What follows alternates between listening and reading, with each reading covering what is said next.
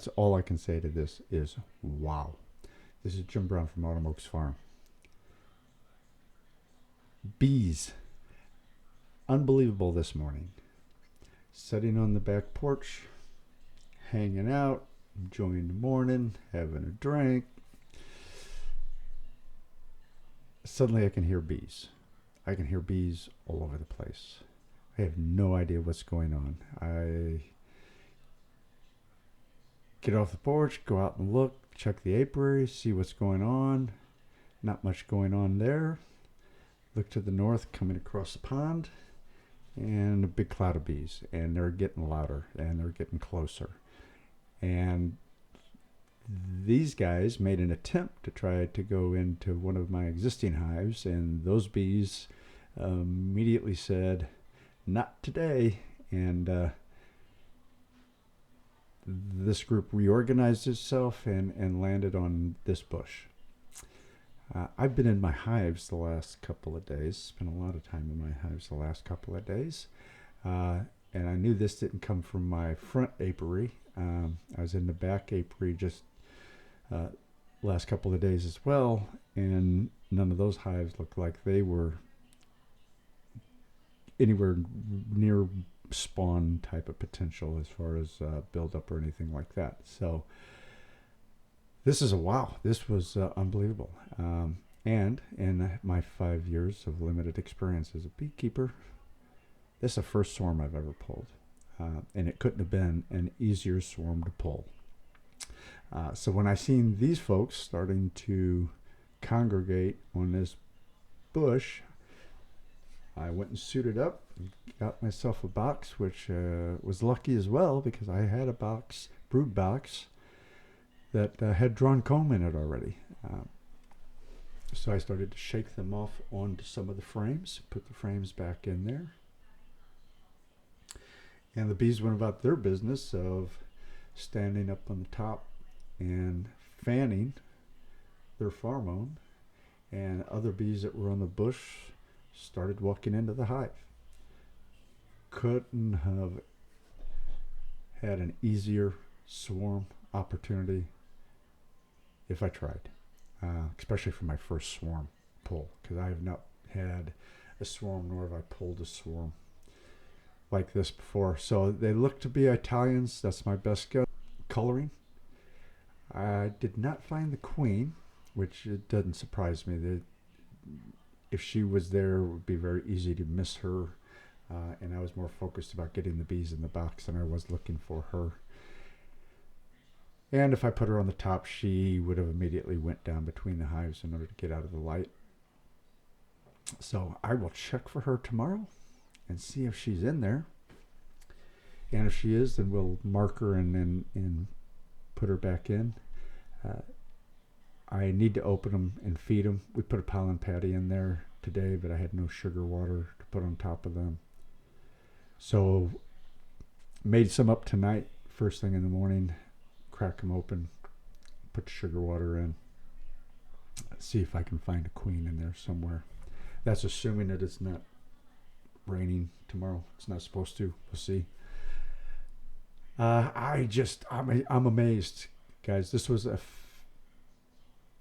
unbelievable experience to not only see the swarm in flight, but able to see where it landed. I would take it from listening to other people. That's a pretty rare occurrence. And then be able to capture them and get them into the hive. So it's, as you can see here, I'm continuing to shake off what I can off the bush and get them in, help them along a little bit. But fantastic experience. Entrance reducer, that's what I'm trying to say. So when I took the entrance reducer on, I've got bees going up and down on the inside of this hive. Some of them are coming out the front and fanning. Some of them are fanning on the top. As you can see here, I've got an unbelievable. My estimate is there was at least 3, maybe 5 pounds worth of bees on this bush. They were at their max, and I should have probably put that in the video, but they were about the size of a football. American-sized football, if you can think of it from that perspective, on here, and unbelievable. I don't even know what to say about it. I was so happy to have had this experience with these guys today. What I didn't put in there, they just marched in there. So I'm assuming they're going to settle in, and when I go out in the morning, they're going to be happy with their new surroundings and new digs. I'm assuming. I helped them out here a little bit by moving things out of the way so they could made it easier for them to be able to march in there. Literally, you had a string of bees from the bush to the hive entrance, and a bunch of bees at the hive entrance, all of them facing towards the bush and fanning, and other bees just walking into the hive behind them. So obviously everybody had their role to play in that, and just unbelievable. We'll see. I definitely will keep you updated on how this hive does. You can see there's a few in the air now, but they were calm. They were really calm. I may end up being really happy with this swarm. I'm happy with it regardless, if you can't already tell that. But I may really be happy with them just based on how calm they are.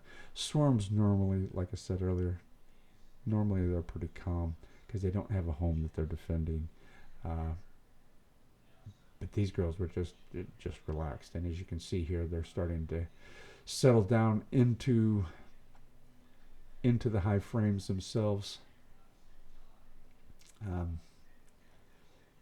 Seem to be perfectly happy with what their new digs look like. So I put a feeder on top of it. Like I said, this is I use these, so I'm not affiliated with these folks anyway, but I use Brushy Mountain Woodware. Love their woodware. Love these top feeders. The only warning I give people about these top feeders is don't leave them on too long, because if you do, they will start building comb in it. Once it's empty, it's fair game. So as long as you watch that, you're going to be okay with these feeders. They hold a lot of syrup, and I'm going to be putting 1-to-1 mix in tomorrow morning, and we mixed it up tonight and let it settle overnight, and we'll put it in, give them a good head start for this new hive, and not that they have to build any new comb, but at least it's going to give them something to get settled into. As you can see in the video, I'm really animated about this. I was just really thrilled with the fact that that this opportunity came up this morning. So next thing I will do is that I will get the bee limo and bring it over, put them on there, and move them into the apiary and get them settled in here. And just at some point, if I continue, I thought I was talking. Wind was terrible today, folks. I don't know what else to say. The wind was just obnoxious. You can see everything in the video blowing around. I should say this. I have had bees in the air like this before that have come out of the north, and never had thought too much about it, and never had any land like this. But I've seen them, and you could literally hear them. They were loud. We had this happen last year, and I don't know what to. I'm going to watch for it now if I see it, because it has happened before, but not out of my hives. So it's somewhere, whether they're coming from a domesticated hive that is swarming, or whether they're domesticated bees that have swarmed previously and they're native now and just swarming. I don't know what the case is here, but I know they didn't come out of mine. Bee limo's here, I see, so the girls will be happy. Limo service has arrived. I'm going to take a few minutes to try to figure out how I'm going to put this thing in there.